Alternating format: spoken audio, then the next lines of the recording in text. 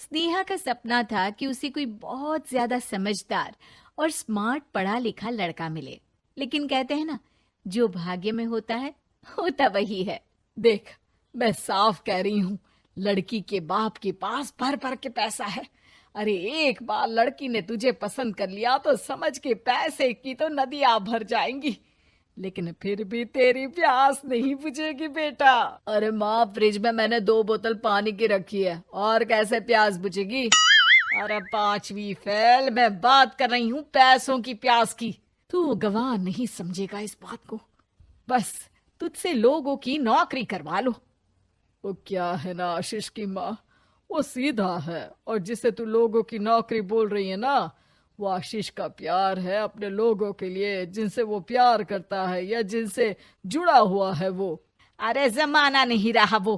अरे आज की डेट में तो ना बेटा माँ का है, ना ही पति पत्नी का। कैसी बात कर रही है माँ? चाहे दुनिया यहाँ की वहाँ क्यों ना हो जाए, मैं आपके बिना नहीं रह सकता, ना ही मैं आपको कभी धोखा दे सकता हूँ। अरे हाँ, ठीक है ठीक है। देख, लड़की को पढ़ा लिखा लड़का चाहिए तो वहां चुप रहना। जबान खोलेगा तो पता चल जाएगा कि 5वीं पास है। अरे तो पढ़ा देती ना आगे। माना सौतेली माँ हो, लेकिन दहेज की लालच तो अपने बेटे जैसी ही रख रही हो। पापा ऐसा मत बोलिए ना माँ को, वो मेरी माँ है, मैं उनसे बहुत प्यार करता हूँ। अच्छा अच्छा बेटा, कुछ नहीं कहता, बस तैयार हो जा, चलते हैं और देखते हैं कि कौन है लड़की और क्या चाहती है। सभी मिलकर लड़की देखने जाते हैं, जहाँ स्नेहा आशीष को देखकर ही इम्प्रेस हो जाती है। वाह, कितना हैंडसम है, काश इससे मेरी शादी हो जाती, लेकिन पता नहीं कितना पढ़ा लिखा है। स्नेहा, लड़का बहुत अच्छा है, बेचारी की माँ दूसरी है, लेकिन देख रही है ना, हीरा भी इतना चमकीला नहीं होगा जितना कि ये। स्नेहा को समझ नहीं आता कि वो क्या करे। वो आशीष से मिलती है, उसकी सादगी, उसकी बातें उसे भा जाती है। मैंने नहीं सोचा था कि इतना पढ़ा लिखा लड़का मुझे मिलेगा। मैं शादी करने के लिए तैयार हूँ। और फिर स्नेहा और आशीष की शादी हो जाती है।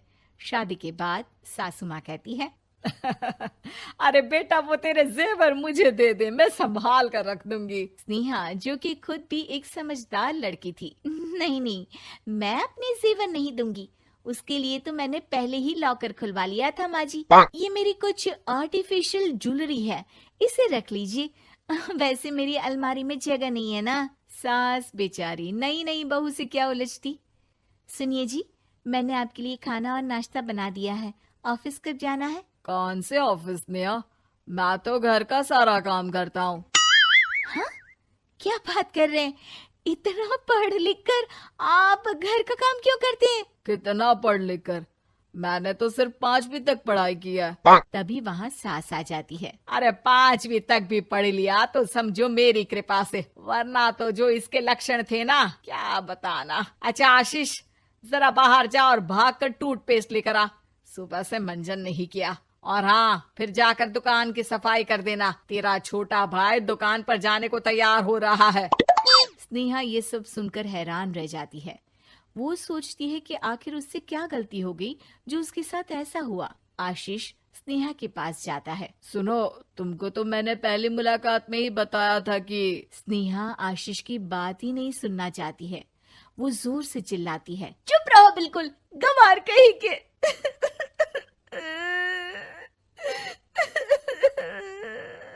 कितना बड़ा धोखा हो गया मेरे साथ, अब मैं इस घर में नहीं रह सकती।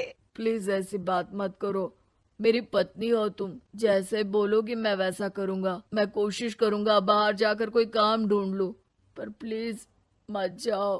चुप रहो गंवार कहीं के, मैं तुम्हारे जैसी की बीवी हो ही नहीं सकती। आशीष स्नेहा को लाख समझाने की कोशिश करता है, लेकिन वो अपने मायके चली जाती है। माँ चलिए ना, स्नेहा को मना कर लेकर आते हैं। अरे जाओ, बनाने जाए मेरी जूती। इतना घमंड, जैसे कलेक्टर हो कहीं की महारानी। अरे मैं तो तुझे कहूंगी कि तू भी भूल जा, हमने नहीं भगाया, खुद ही तो गई है। माँ वो बीवी है मेरी, मैं प्यार करता हूँ उससे, मैं जा रहा हूँ उसे लेने। वहीं स्नेहा के घर पर, माँ वो तो कुछ काम ही नहीं करता, घर का नौकर है, 5वीं पास। मैं नहीं रह सकती ऐसे आदमी के साथ माँ। बेटा वो लड़का बहुत अच्छा है, उसकी तारीफ मैंने हर किसी से सुनी है। तेरा पति है, अब तक एक गलत माँ के साथ रह रहा था, तू संवारेगी तो संवर जाएगा। तभी वहाँ आशीष आ जाता है। मुझे माफ कर दो स्नेहा, पर प्लीज मुझे छोड़कर मत जाओ। मेरी माँ के जाने के बाद मुझे तुम्ही से सारी उम्मीद है। तुम जैसा कहोगी मैं करूँगा, पर प्लीज मेरे साथ रहो। सबके समझाने बुझाने के बाद स्नेहा आशीष के साथ घर आ जाती है। आ गई महारानी, अब आई हो और सच्चाई भी पता चल गई है, तो थोड़ा तमीज से पति के साथ घर देख, रसोई संभाल और हम सबकी सेवा कर। देखो, मैं अब इस घर में बंटवारा चाहती हूँ। जो मेरे पति का हिस्सा है वो उसे मिले और वो आज से कोई काम नहीं करेंगे। हिस्सा ले लो, लेकिन कमाओगे क्या, खाओगे क्या, धूल मिट्टी। अरे तेरा पति किसी काम का नहीं है, वो तो मेरा बेटा कमा रहा है तो 2 रोटी मिल जाती है इसे।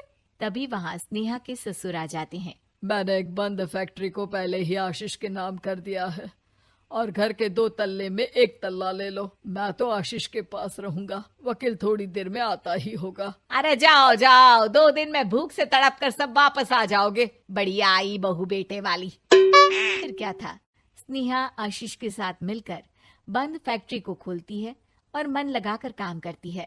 दोनों की मेहनत रंग लाती है और आशीष अपनी मेहनत से एक सफल बिजनेसमैन बन जाता है।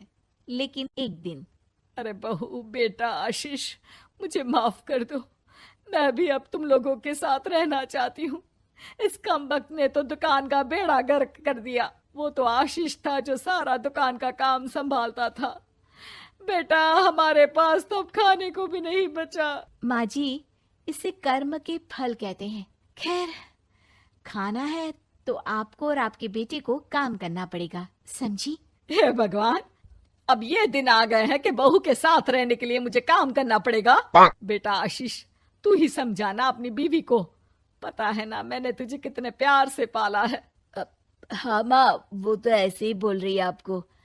अरे घर में कामकाज के लिए बहुत सारे नौकर चाकर है, आप आराम से रहिए माँ। स्नेहा आशीष का अच्छा और सरल सच्चा व्यवहार देखकर मन ही मन सोचती है, मेरा पति गवार ही सही, लेकिन दुनिया का सबसे अच्छा इंसान है।